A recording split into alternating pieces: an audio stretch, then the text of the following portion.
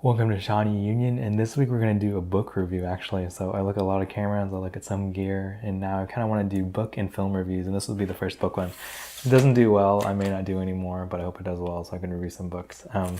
This one is William Klein, New York, 1954 to 1955. Luckily, I have a great public library system, so I'm in Austin Public Library. I was able to get this for free. This is a book that was, I think, re-released in 1994, originally released in 1954. The original version, because of the content, was not released in America, so it was released in Paris and is like going for thousands and thousands of dollars now and is an insanely collectible item. The re-releases are pretty cool too, and this is at least more than 20 years old, 22 years old, and it's kind of falling apart, but the library is doing as much as they can to keep it going, and a seminal book. So I'll talk about how I figured it out, or how I wanted to get it. I was watching a documentary on Martin Parr, who's a really famous street photographer who lives in London. If you look up his work, it's pretty unique, and it's pretty evident when you're looking at a Martin Parr's work. And he said when he was growing up and he was going to school, a lot of photographers were just heavily influenced by William Klein. And I sought him out and looked for his images. You can find a lot online, but checking out his book is just a totally different beast. And we'll switch to an overhead shot so we can see it. So the first thing you're gonna notice is just a massive freaking book. There's a lot of work on here. This is the really cool part. If you look at the back, this was mended, and it says right here, it's probably hard to see, mended in 2012, mended in 1998, mended in 1997. The book was released in re-released in 1994. I believe it's this version. So this book has a lot of love. I'm thinking maybe 1997, I don't know. But really just cool book. The beginning, life is good and good for you. Life is good and good for you in New York. And this is just a book about New York City and his street photography.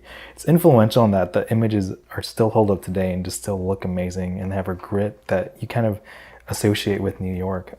The beginning talks about his images. And I'll flip to some of my favorites. I have a bunch. It's really bookmarked. But this is one of people in New York, and he's trying to capture the diversity in New York that you can't find anywhere else in the world. So at the time, this is 1954, so you have to keep that in mind when you're looking at this stuff.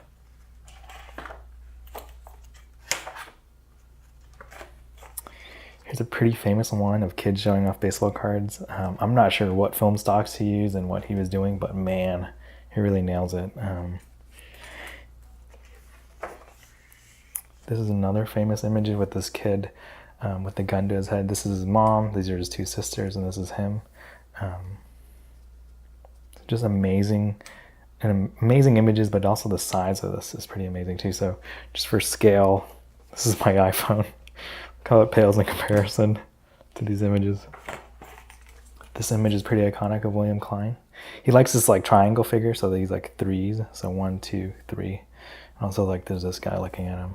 So pretty interesting. Great composition. Another one, a triangle, more of a triangle effect.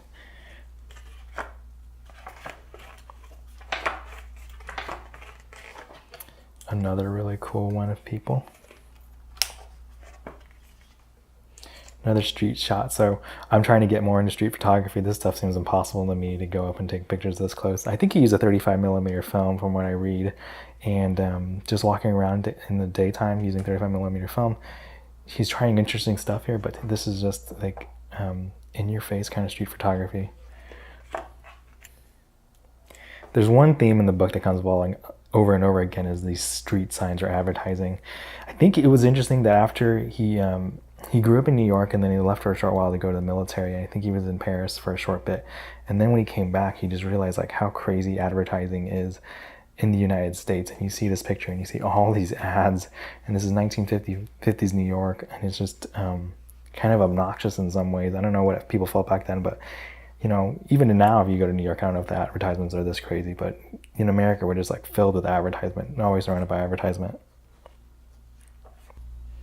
These are ones that really influenced me, and I tried shooting, especially this one. So this one is a reflection of a building within a car.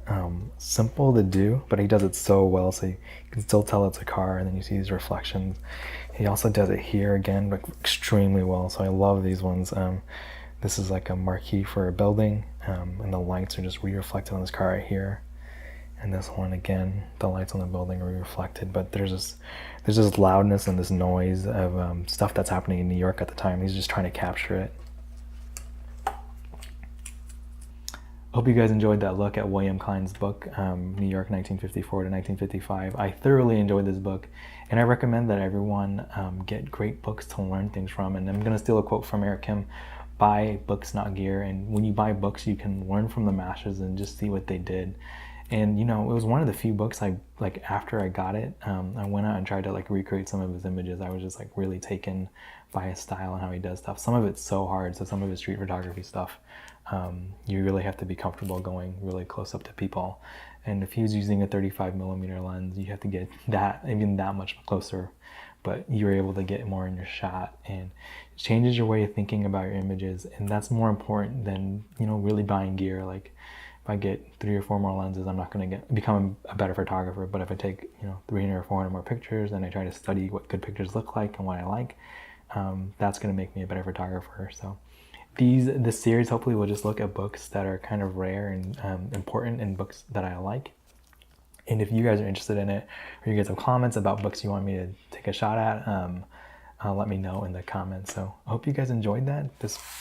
So I'll put an Amazon link to this book if you want to buy it. It's expensive. It's like almost $200 for this book. So I'm just gonna rent it. I'm probably not gonna buy it, but I wish I could. It's pretty freaking dope. Hope you guys enjoyed that video, and if you liked it, please like this video, and if you want to subscribe, please subscribe, and I will be back next week. Thank you guys. See ya.